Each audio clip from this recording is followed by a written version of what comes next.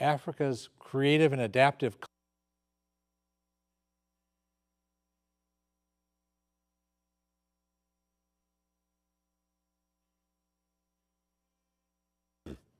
Hi, I'm Glenn Anderson with the Olympia Fellowship of Reconciliation. Our TV series explores a variety of issues that relate to peace, social justice, and nonviolent social change. Africa is a rich and varied continent with a rich and varied history. Africa's creative and adaptive cultures have sustained themselves for thousands of years in a tremendously wide variety of climates and ecosystems, ranging from harsh deserts to dense jungles. Our school systems and our mainstream media have failed to inform the American people about Africa. Much of what Americans think they know is simplistic, distorted, or just not true. And interestingly, while the Olympia FORs TV series has persisted for 23 years, this is the first program that we've devoted entirely to Africa. And I hope that we'll be able to do more into the future. And so the program title for this episode is Starting to Understand Africa. We have three guests who will help us understand what's going on. We have Jens Dieter Stammer, Emil Muda, and Rebecca Chol. Each of these three guests has experienced different backgrounds and different insights. Jens Dieter Stammer is well known and well respected in the greater Thurston County area and beyond. He has a long-standing passion for helping people understand Africa and for helping African people connect with each other. Emil Muda is a lawyer who practiced law in his home country of Tanzania. His first language was Swahili, and he interprets 5 languages from the countries in southeastern Africa. Rebecca Chol spent her early years in Sudan, which has suffered terrible violence for several decades. She came to the United States as a refugee and attends college here. So welcome to all three of you. Good to have you here. We are in for a juicy and informative conversation. Thank you. Thank you. This will be good. Thank you. As I said in the introduction, Americans really don't understand Africa. It's a myth that Africans were ignorant and barbaric savages who had no history until Europeans came there and gave them civilization. But that myth has persisted because it allowed the Europeans to commit their acts of slavery and colonialism, and that heritage persists with a lot of American ignorance and disparagement. We need to understand Africa from Africa's own perspectives, and not just from white and European an American perspective. So can you give us some basic information? Tell us where the name Africa came from. Yeah, thank you very much, Anderson. Africa, the term Africa, when you look at it, it's defined in 3 languages. In Latin, it's Africa. It's A-P-F-I-K-A. That's in Latin. But the meaning of it is continent without cold. And we have another one is Africa. That's an Egyptian. A-F-P-R-I-K-A.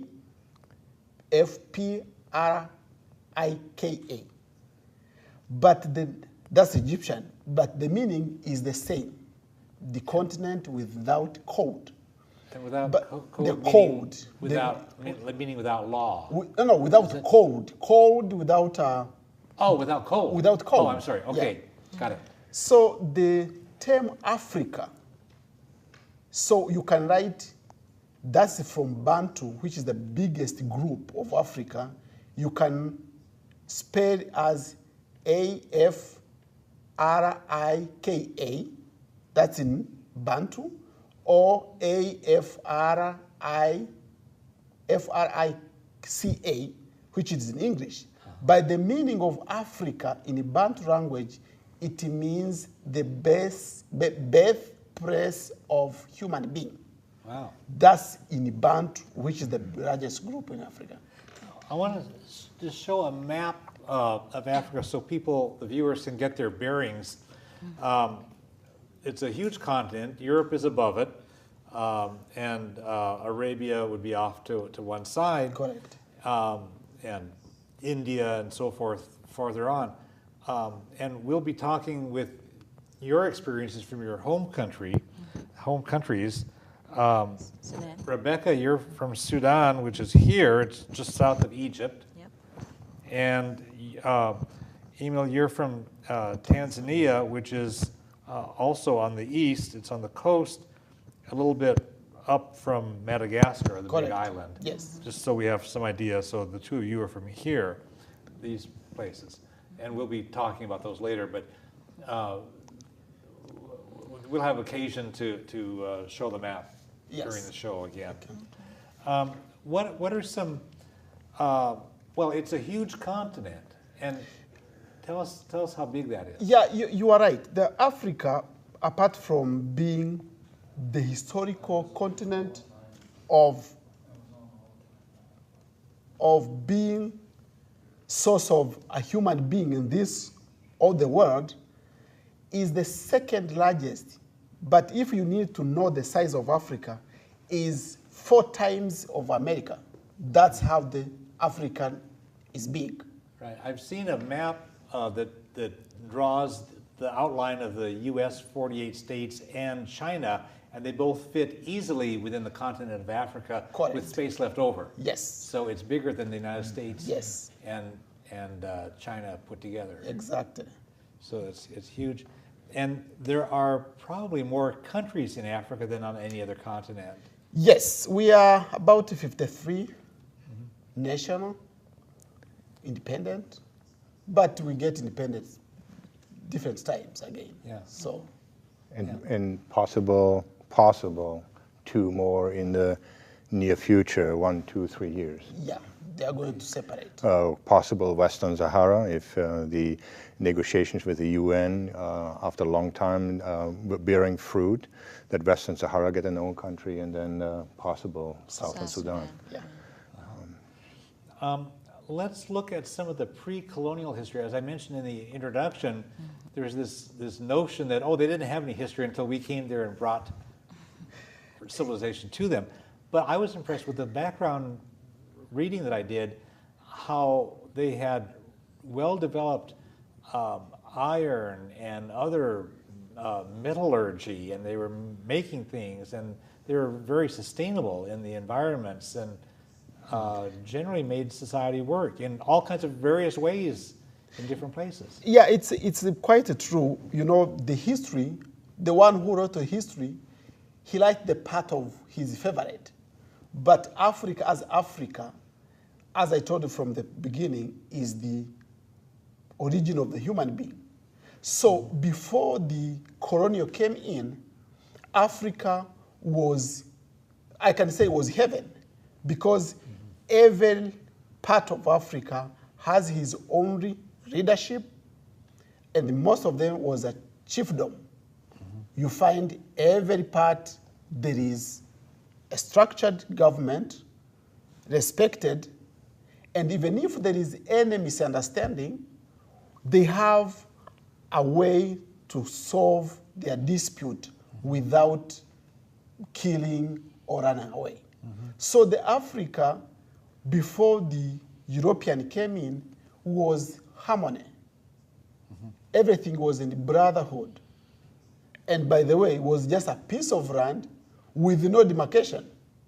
Right. You So, didn't have a lines drawn no, on it like no the maps lines, do. no passport, no whatever. You yeah. can travel from South Africa to Egypt. Yeah. Nobody who could ask, except wherever it gets dark, you go to the neighbor, they give you food, you sleep, in the morning you could proceed without any problem.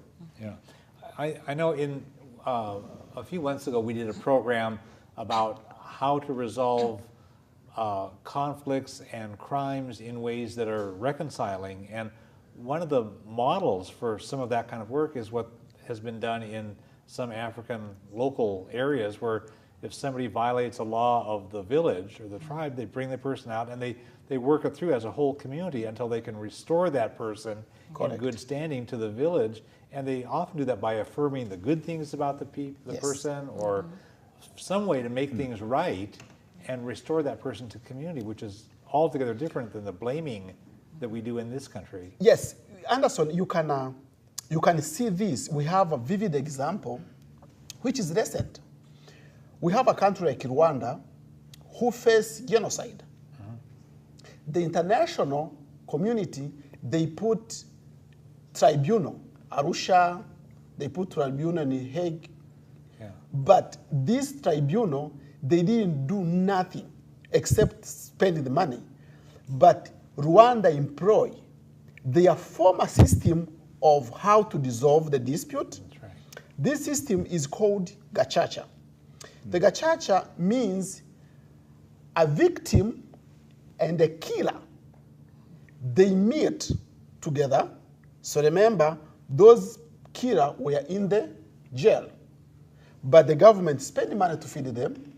The orphan suffer in the street, government feed them again, but they find there is no peace. Even if we are going to get the conviction killing, it doesn't dissolve the dispute. The kid of the killer, they are going to see the victim as an enemy too. So now the government of Rwanda say, hey, let us do one thing now. Bring the victim and the killer so that they can reconciliate. So once the victim come in front of this victim and then ask forgiveness, they give the time of forgiveness with the government watch. But this person, he lived hand in hand with this victim. But it worked out, now it has been there for 3 years now, since it started. And it's working well. Now the victim is working hard to feed the orphan, and the job of government is to make sure people they are living together in harmony, which is quite different with the European system. When you kill, you are killed. Right. It doesn't bring the brotherhood together. You're from Tanzania, and some people might remember the previous name, Tanganyika. Exactly. And again, on the map, I'll show where that's at here. It's right here on the eastern side of Africa, a little below halfway down. Tell us something about your country's history before the colonial era. Yeah, before colonial, remember, to get the name Tanganyika, to get Nigeria, to get Sudan, to get whatever, that was after scramble of Africa, partition of Africa, which was done in Germany, in Berlin. That was, I think, 18th century. But Tanganyika, it comes, the name itself, it's from the Arab. It is a two name. Tanga, just roaming. Nyika is savannah. Okay. So the white men meet with the Arab carrying ivory. So the white say, hey, where do you get that thing? Because the Arab, he don't know how to speak English. Say, Tanga Tanganyika. It means, I just roam about in the savannah, I get this. So the white, because he just writes, this is the Tanganyika. That's how we get the name. Yeah. But immediately after independence, that was 1961, the former president called Mwalimu Nyerere think it is wise to make these two, because we have Tanzania mainland and we have small island. And those island was occupied with Sultan, Arab. So Nyerere helped the Tanzania, the Zanzibar and Pemba to fight to get independence from the Arab. Okay. Immediately after the independence, they joined together to form one nation called Tanzania. Okay. But the name Tanzania, it means the good thing. T-A-N, it means Tanganyika, the first letter of Tanganyika. And Z-A, Zanzibar. And Nia, N-I-A, the last word is purpose.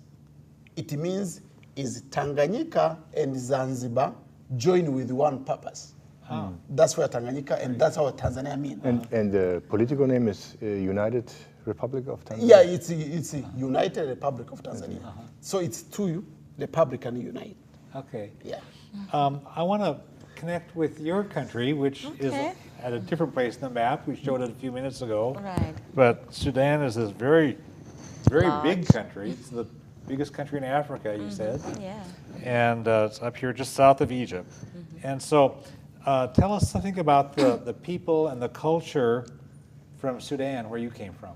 Well, the people in South Sudan, I say South Sudan because the whole Sudan is divided in our heart as to north and south.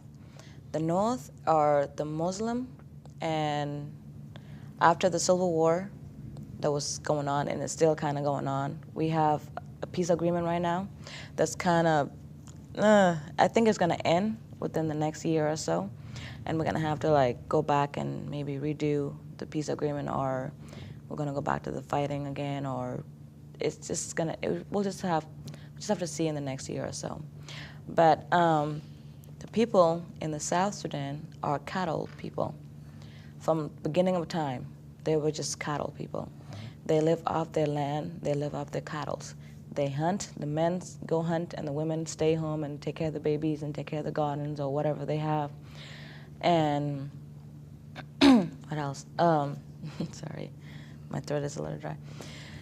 The people of South Sudan are very proud people, I should say, in their culture, in their heritage, in everything they do. They're just proud. They could fight to the death just by the name of South Sudan. They actually name their cows, like their cattle. They name them like pets. So when you kill a cow, you don't just kill it. You have to like have this ceremony, just like the Native Americans. They had to use the whole cow up, and it was just like pretty much like a baby, like a part of the family. So you use it, you make sure you have, you thank the gods for it, and you make sure you feed it well, and it's your product. You grow it, you raise it from like day one to like until you kill it, and you have to kill it yourself. No one else could do it. You could have like this little bull, and you would just raise it, and you could do some decoration to it, and it's just a sign of proud, and they're just a very, very proud people. Yeah. I understand. I did some background reading, so I know what I'm. Oh yeah. So I have some context for doing this, and I know that for stretches for several years at a time since 1956, the northern government has tried to impose that harsh variation of Islamic law, the Sharia. Yes. It's been sort of a coming and going of on and off, and the South is, as you mentioned to me when we were preparing for the program, the South is partly Christian, and then there are a lot of people, I think, who still adhere to other older religious. Right. It's very, I don't know what you call it. It's just like what Native American had. It's like you don't believe in one God. You have the God, and then you have like goddesses and gods in, beneath that. You could call it, like, it could be a snake, and you would just, feed that snake and make it your God. Or it could be like a piece of stick. It could just be anything, or a tree.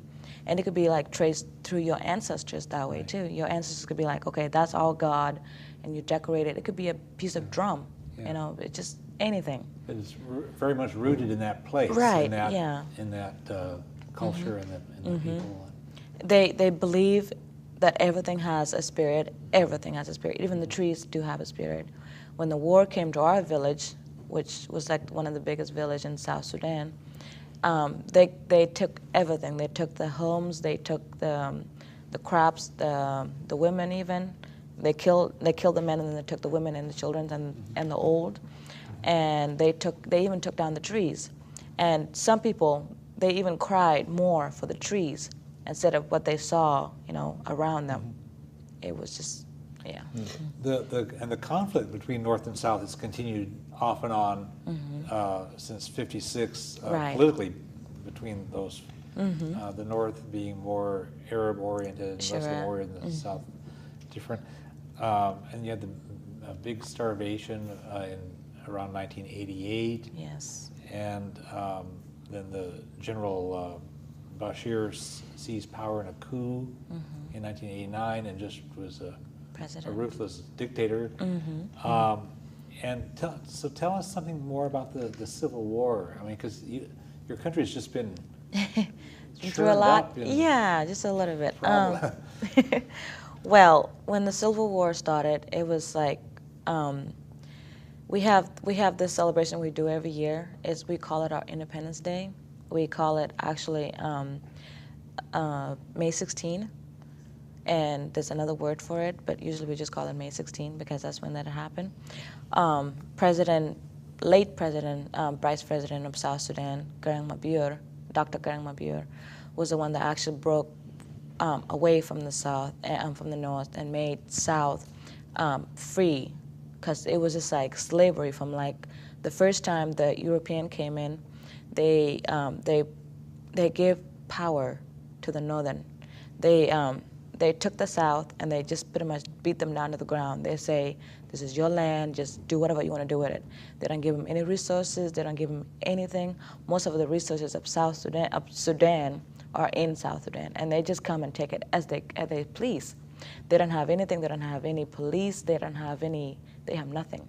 So from that day when Garang Mabur decided to say, okay, this is Anyanya 1, and Anyanya 3, we took off and we just became independent, and we were like, okay, we will just stand by and we're going to just fight for our country, and we just call that South Sudan. We don't call that the whole Sudan, because we don't believe in their laws, like the Sharia and stuff. We're Christian. Most of Sudanese, South Sudan are Christians. The Muslims wanted to control the whole land of Sudan, and we were just like, we're not going to have it, we're not going to have it. And so it just kept going on through this little tunnel that just never ended, and it just like, just keep going, just keep going. So your sense is that it really naturally ought to be two different countries. It should be, yeah. And the people, from what you've told me in preparing for the show, it sounds like the people of the South feel like you're a separate. Yeah, we felt from day one that we were separate from the Arabs. We call them just Arabs. We don't use the term religions as much as people do here, because religion is not the most interesting, important thing in my culture, because of the gods that I told you about before. We have our own little gods and stuff, and everything else should live in harmony, like he said. And they just want to put it Sharia, Muslim is this, Muslim is this, Muslim is this, and we were like, no, it's not going to happen. We are Christians, we are this, we are that. we're not gonna live under one law. Yeah, so it as you sounds like said. you're separate people. Right, compared to the- very, very separate. We're like the original people of Sudan, and they came like a few years later back. Yeah, so addition on that, remember when these religions spread, the Muslim, they came first. When they reach in Sudan, if you are not a Muslim, they call you kafir. Kafir is the caste. Yeah. So if there's a Sharia, to kill you, a kafir, is not a sin. It's like you are getting credit to Allah, to God. So to implement that kind of law and to see South Sudan as the caste, the God doesn't want them. It's like they are helping God to finish them. But remember again, the issue of the religion came later. The Africans, I told you, Africa, we have their way of belief. As I told you, we have the way we worship. Some, they worship their God is in the mountain. Like Tanzania, some other tribe, they know their God is in the mountain Kilimanjaro. So the season of planting, they may say, hey, God of season, we are begging the good harvest. So the same God is going to bring a nice rain without any thunder or flood. That's how they pray. So when the Muslim came in, start to distort that. So not only in Sudan, even in Tanzania, when you are not a Christian, you are not a, we call it mstarabu. Mstarabu is you are staff from Arab. If you have to put those kind of clothes, you are more civilized. But if you don't like or you don't want to put it on, they see you as the caste, as the uncivilized. So you are not mstarabu. So they start now from there. Once you're in the power, you need those people to follow what you need. So that's how it comes. Do you think that the religions, through the colonial power, was also misused as a political tool? Correct. Yes. And that's a sad thing for those who study Africa, that they really maybe understand that if you take the religion, like for my wife's, she said that they lived with Muslims together, and Correct, there was no yes. problem. But in the point where any leader comes up and takes political advantage for one party or something like that, then the real danger starts. Yep. Yes. And that's why you may find the leader who saw that thing before, like Kwame Nkrumah, Nyerere himself, who would say, well, we are Christian, you are Muslim, but our government has no religion. Yes. Yeah. That was the statement. So the vivid example you can see, like Tanzania, where I come from, we don't have that thing.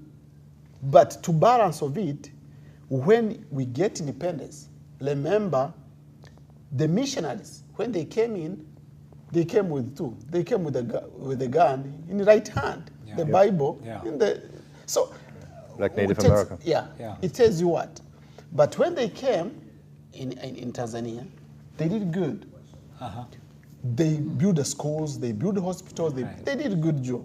Yeah. But no Muslim kid who want to go to the missionaries' school saying they are going to be baptized. Right. So it reaches a place where you find the Muslim there, they are down in education, but immediately after getting independence, they say no, every school should be under government. Yeah. Missionaries, you can teach wherever we bring to you. Don't do anything. Now, we find, at this rate, you find now Tanzanians, Muslim, Christian, we are together. Okay. And we go ahead, we make a constitution. Once the president is the Muslim, then vice president should be a Christian. And this, It Glenn, works good now. this, Glenn, I feel, are some of the many, many success stories from the African continent, which really need to be highlighted in our education and put into a history book. This is a success to do that, and a model for other communities. Right. Yeah, and I want to make sure that people watching the show don't think that we're negative toward Islam, because No, no. No, absolutely not. It's a great Absolutely religion, not. and it Yes. has a lot of good unifying features in like in some parts of Africa where people were where groups were not getting along. They find this as a universal thing that they can all have in common. So it's been a good unifying force for some. Various communities. You are so right. But it seems like when people get a harsh political agenda, then they can abuse any whatever Exactly. religion they have. Exactly. You see that with the extreme fundamentalist Christian. Hindus in India, or you see that with Christian as well, unfortunately. hardcore people in whatever kind that are not willing to be human together with other folks. Yeah, of course, it's the issue of the human. I was responding to the gentleman's point. Muslim itself is the peace. They preach just a peace. Even if you see the Quran, it's just a peace. The peace, they preach peace. But once, I can say the stupid leader go to the power, he fulfill his need, not Not the Quran. not the Quran. When you see the Quran and the Bible, it's the same. Yeah. Old Testament and the Quran is the same thing. And very often, his personal need, not even the need of his people. he's Exactly, his responsible. personal need. Yeah, so that's a big difference.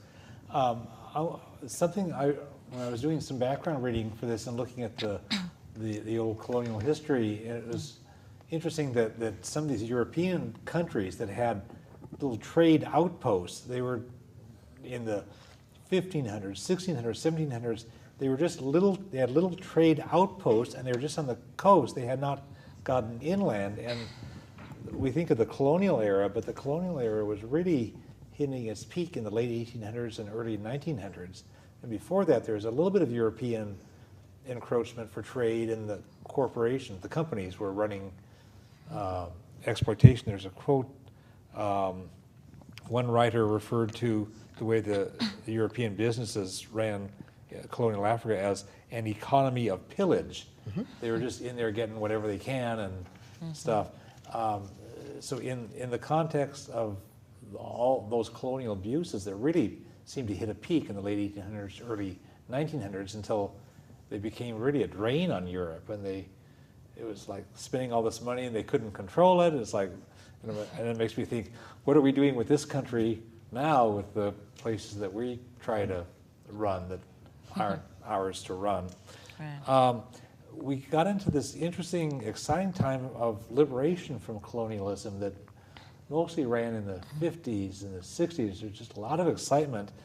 And I wonder if anybody could talk about some of the dynamics. Certainly it varies from country to country, but are some of the main dynamics that were happening? You know, I think after the First World War, some African, they fought. When they fought in the First World War, they come to realize, wow, these people, they are nothing. So we have to go back to fight for our independence. That's where the revolution started coming in. But before that, when they start coming, they think, yeah, this is a good people. They come here to do business with us. But with the years goes, the things change. They become to be masters. So when they become to be masters, in Europe, the war started. When they started, they say, where can we go to find the army? They have to run to their friends, which is African. So can you support us? Some other African, they went to fight. When they fight, they say, oh yeah, we can do that thing. So the political movement now starts then after the First World War. But started slowly, but after Second World War was Yeah. was the It really took off. it really took off. Yeah. And if I may throw in, a lot of people don't even realize that Africans served on European battlegrounds because of colonial power, not only raping the country. They said, "You're British, so you serve even under British command." Yeah. I have when I was in Germany, still a beautiful picture of in an Imperial Guard was 2 Africans drummers on a horse. Yeah.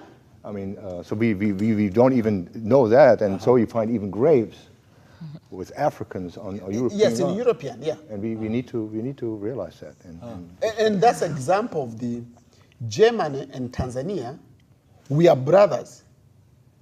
Not only being a colony of them, we fought several times during when they came in, and most of the Africans, they died in Germany, and the Germans died in Tanzania. Wow.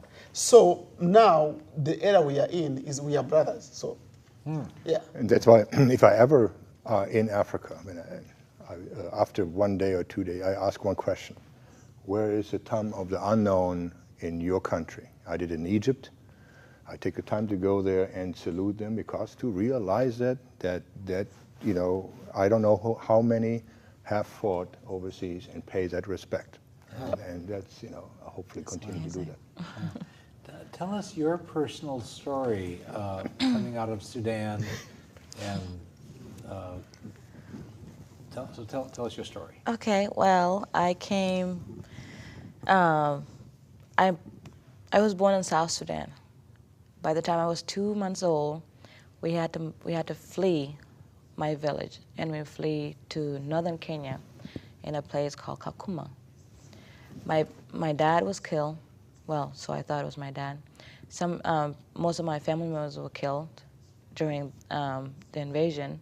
After the first 5 invasions that were going on through the South Sudan, they moved to my village in 1989, and that was the year that I was born. We moved down to Kakuma, and then they started forming this group called the Lost Boys of South Sudan, and they started moving these kids from like villages to towns to not towns to camps.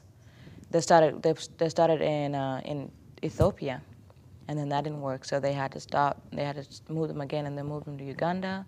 They moved again, and they moved them to Kenya, and then that was like the most permanent part of the movement. In 1992, they were placed in Kakuma, and around that time I was probably pretty young too, and my family members were placed elsewhere. They were like in Ethiopia, Egypt, wherever. Everybody was just pretty much running for their own lives. I ran with my 3 cousins. We moved down there, and we got our name listed on the Lost Boys of South Sudan, and about 8 years later, we were listed to come to the United States as refugees, and we moved here in 2001. And from then on, I met a wonderful family. The Smiths were like they believe in like goodness in people. It doesn't matter where you're from. You could be black, white, blue, red, doesn't matter. And I was placed in this place called Lewis County, Chehalis, and it's a very remote place in my mind. When I moved here, I was like, okay, there's Seattle, there's Olympia, there's Tacoma, and I had to be placed in Chehalis. Okay, I think I could do this. And I was 11 years old, so I started school in middle school in 6th grade.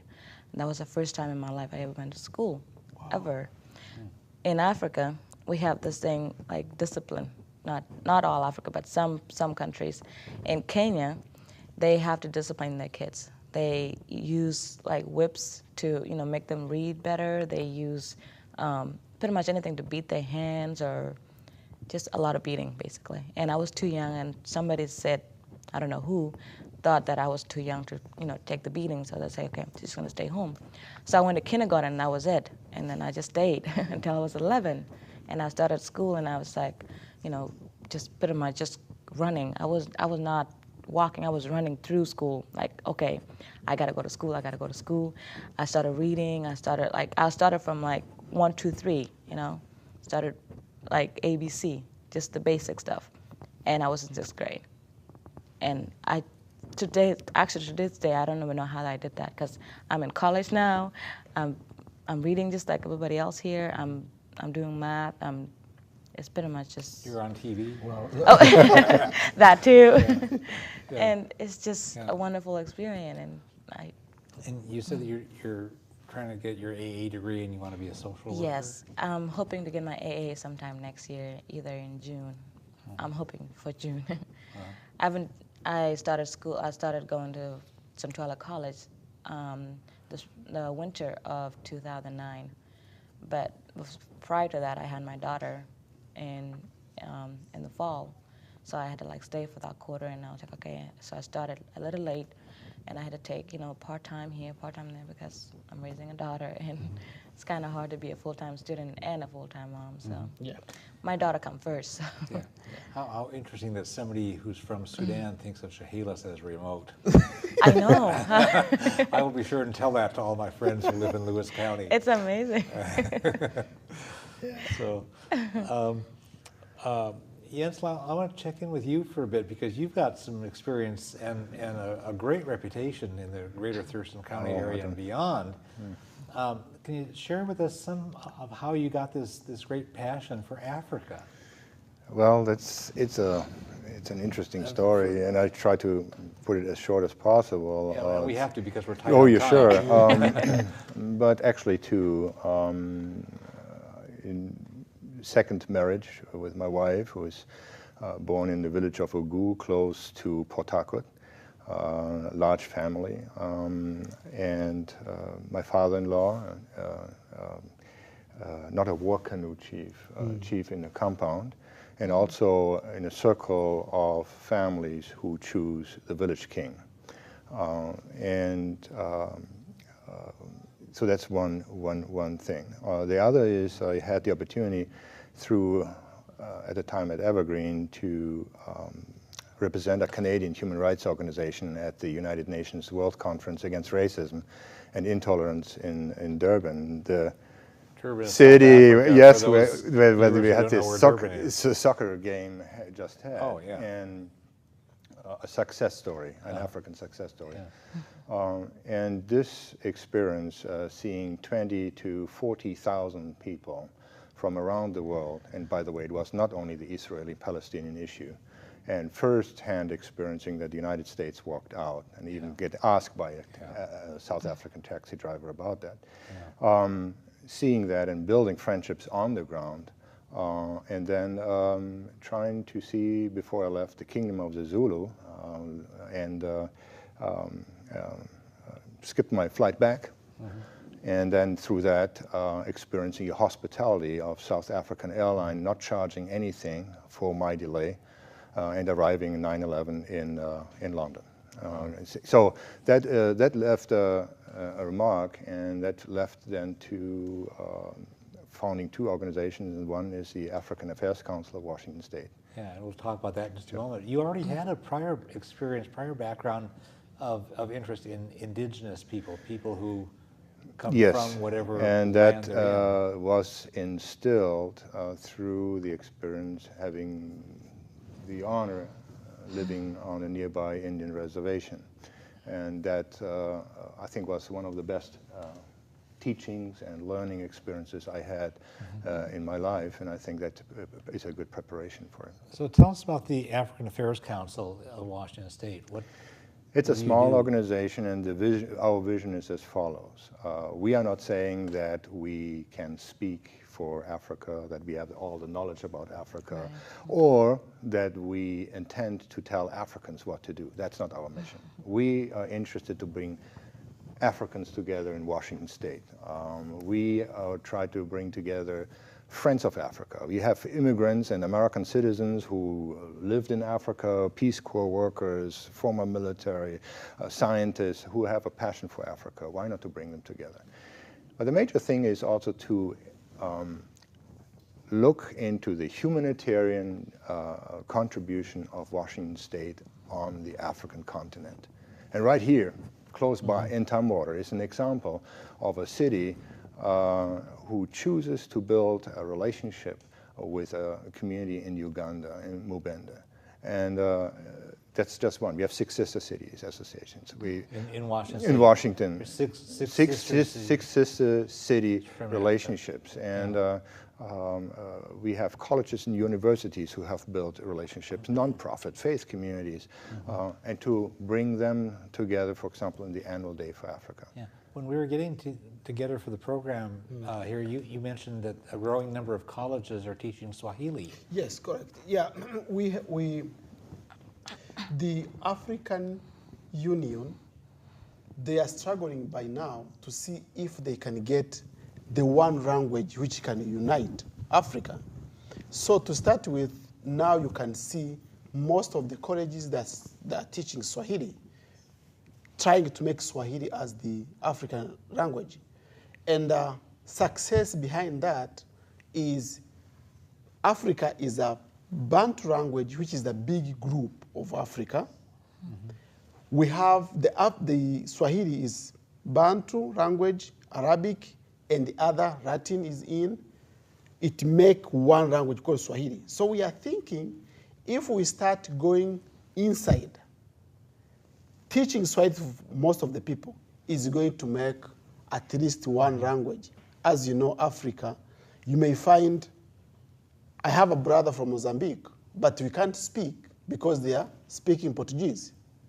I have a brother from Angola, it's the same. I have a brother from Congo, speak French, I speak English. So you find now, we are the one, but we can't communicate. So how can we do? So this movement is going to succeed. Okay. So your organization, the African Affairs Council of Washington State, the phone number, I want to put in a plug for that. It's area code 360-438-7087, and you will have a website up and running by the middle of Hopefully. August of 2010. Yes. And that'll be www.aacwa.org. But that'll be up middle of August of 2010 is what you're aiming for. So tell us some more about A Day for Africa. You mentioned it briefly, and then tell us some more. That's in 2010. It's coming up on Friday and Saturday, September 24, 25 in Tumwater. Tumwater, especially what I mentioned, we want to honor this commitment of the nearby city of Tumwater and saying if you have a sister city relationship established, we need to honor that, and we do a great effort to find a place to do it in Tumwater. The work we're doing, one is the Day for Africa, working on a directory. The Day for Africa on the 24th and 25th, 2 days on Friday, open it for hopefully participation of schools, and Saturday, hopefully a lot of individuals coming to this day. We will invite over 120 organizations. I'm not saying that they all are coming, but hopefully it will be the largest one we had so far. And you've done this for a couple of years now? It's a 6 year. It started at St. John's Episcopal Church, very strong support of my church. The reason why we are taking it out of the church is that we want to be committed to be inclusive. And inclusive means to reach out to our African Muslim brothers and sisters. And so that's why we always have the Day for Africa after Ramadan. And the same respect to our Jewish brothers and sisters, that we don't do it through Yom Kippur, and that's why it's 24th and 25th. Okay. We've covered a lot of the older history and the near, the colonial era and the liberation stuff. Briefly, of course, we've covered all of this stuff. It's only 1 hour. But I wonder, can we touch a little bit on more recent things, whether in Tanzania or in other countries that have, whether had difficulties or had successes, just some other examples that anybody may know of. We still, the scar of colonialism is still there, because when you look Africa as Africa, there is a still war going on. Now we can talk about the Congo, Kinshasa. We can talk about Brazzaville, Congo, Brazzaville. They still have the problem, but there's a problem still on, and there is a success. The success, let's say, come like Tanzania. Tanzania, even if we are independent, we don't have the war, but the development is still poor. People, they are still poor. But why that? Because still the big company from Europe, they still have the hand on Africa, sucking the resource used in China, used in Europe, wherever you can mention. And the issue of corruption is still there. If somebody is in the power, instead of taking the money of aid, helping the people, the same person, a good example is Zimbabwe now, you can see. Instead of taking that money used to help people, he took the same money, put in the bank somewhere in Europe. Yeah. But there is no international organization ask, hey man, we know you are president, we know you are salary, how do you have the $1 billion in that account? But US, they see it, they know it, they can't comment. No comment. And some, they put that the same money in America. But instead of asking, we send you 100 million to help malaria. But we see 50 million in your account, how it comes, nobody who is willing to ask such kind of things because it's coming to them. That's the reason. Yeah. Okay, so this is the colonial. Yeah. Well, and I see some of this with the United States is trying to militarize Africa with this new AFRICOM, this whole military superstructure to, and if you scratch a little bit below the surface, you find out that we're interested in the resources. Yes. They've got oil, or they've got some minerals that we want. And you don't have to scratch very far before you find it. They say, oh, we got the U.S. military all over Africa for humanitarian or diplomatic kinds of stuff. No, you scratch a little bit below, and it's the oil, and it's the resources, the minerals. It's the same thing like Sudan. Yeah.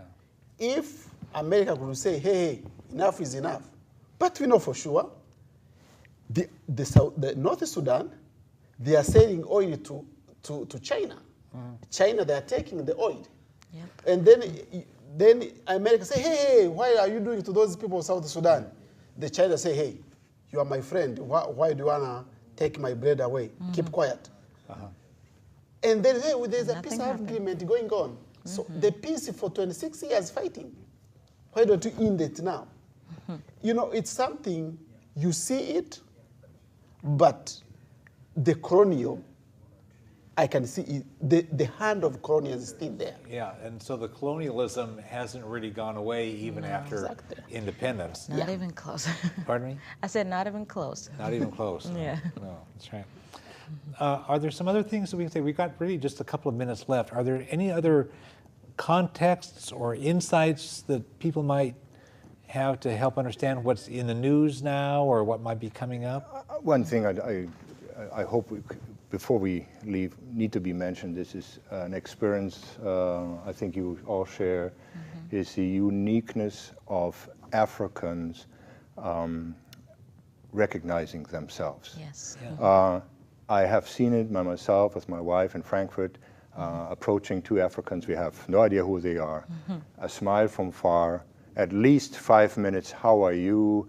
How is your parents? A unique experience. And I experienced myself at the UN. I do the same. First they look because I'm Caucasian.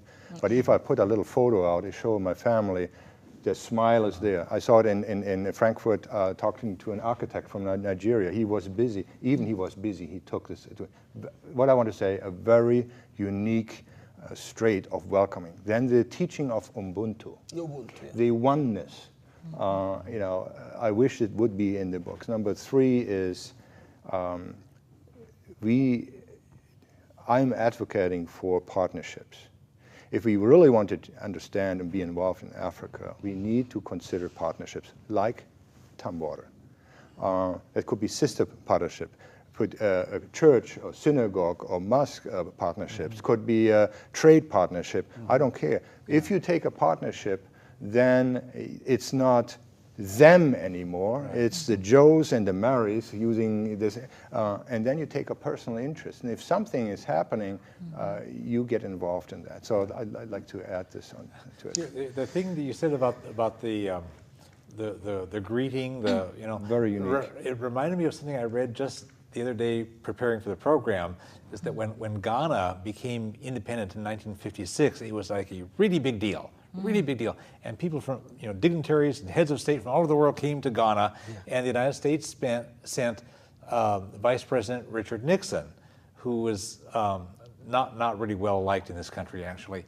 But he went representing the United States this is 1956, and he saw a black guy there, as you would see, and he went up and slapped him on the back and says, "How does it feel to be free?" And the black guy says, "I wouldn't know, Mr. Vice President, I'm from Alabama." I just thought that was the best story. That we've got our own history to deal with as well. That was from 1956.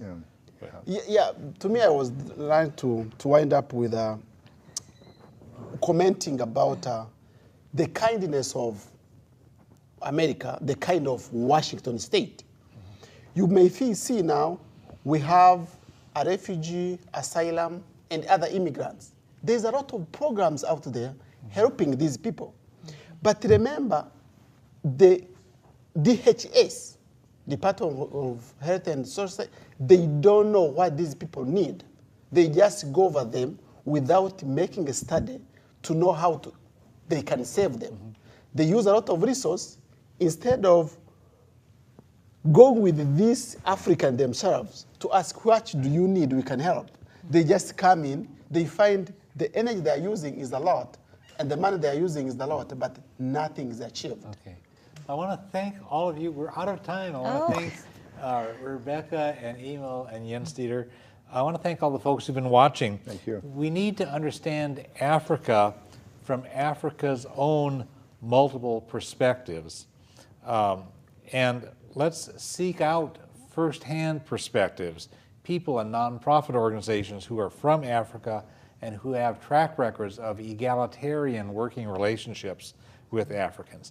For information about a wide variety of issues that relate to peace, social justice, and nonviolent social change, contact the Olympia Fellowship of Reconciliation at 360-491-9093 or visit our website, olympiafor.org. We're all one human family. We share one planet. We can make the world a better place, but we all have to do our part. And the world needs what you have to offer. Correct. Thanks. Thank you. Thank you.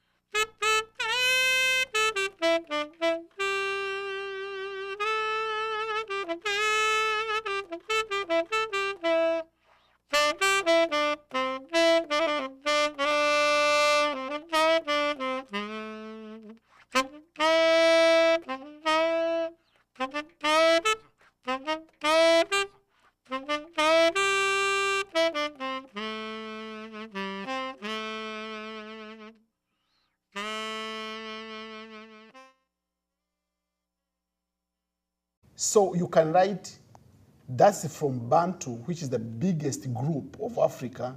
You can spell as Afrika,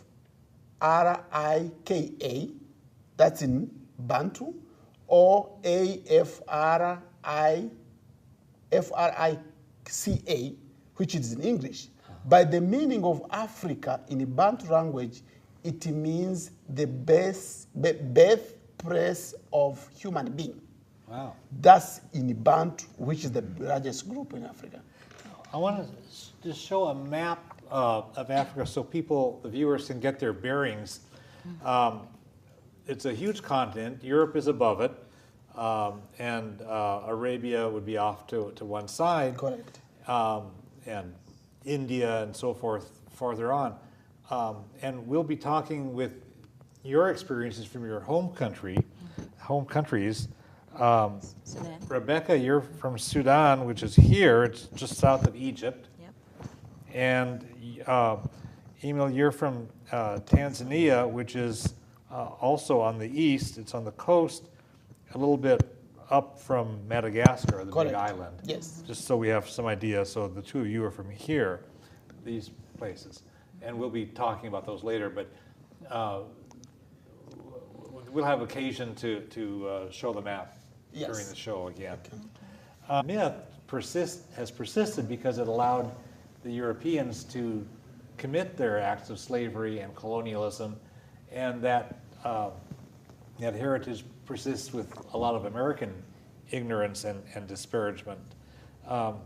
We need to understand Africa from Africa's own perspectives, and not just from white and European and American perspectives. So can you give us some basic information? Tell us where the name Africa came from. Yeah, thank you very much, Anderson. Africa, the term Africa, when you look at it, it's defined in 3 languages. In Latin, it's Africa. It's APFIKA. That's in Latin. But the meaning of it is continent without cold. And we have another one is Africa. That's an Egyptian. AFPRIKA. But that's Egyptian, but the meaning is the same. The continent without cold. And without But code, the meaning code, meaning without law. No, without cold. Cold without. Without cold. Without cold. Oh, I'm sorry. Okay, Yeah. got it. So the term Africa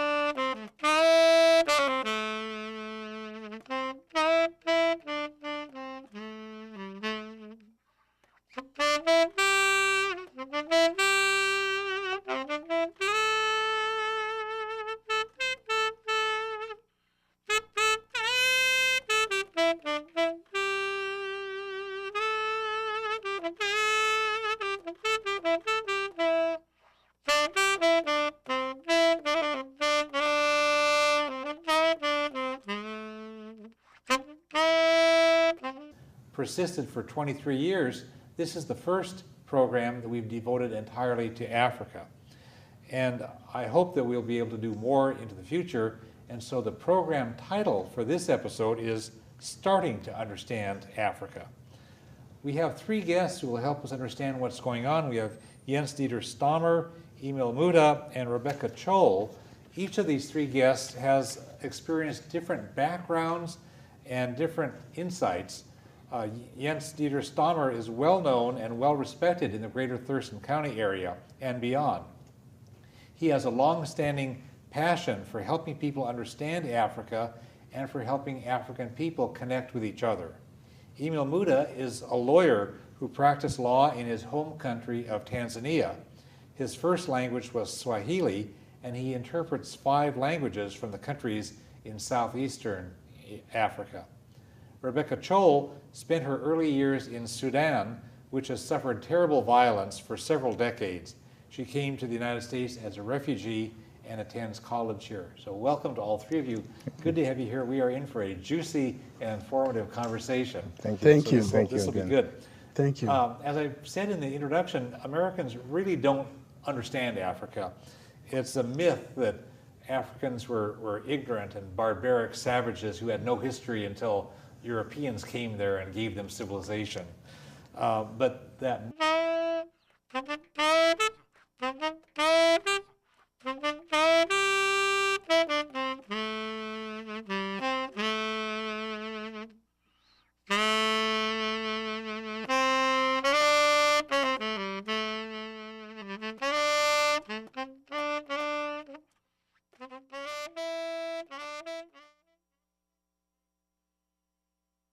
Africa's creative and adaptive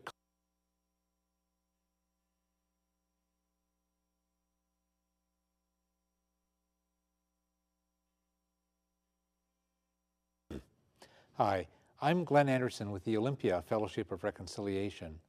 Our TV series explores a variety of issues that relate to peace, social justice, and nonviolent social change. Africa is a rich and varied continent with a rich and varied history. Africa's creative and adaptive cultures have sustained themselves for thousands of years in a tremendously wide variety of climates and ecosystems, ranging from harsh deserts to dense jungles. Our school systems and our mainstream media have failed to inform the American people about Africa. Much of what Americans think they know is simplistic, distorted, or just not true. And interestingly, while the Olympia FORs TV series has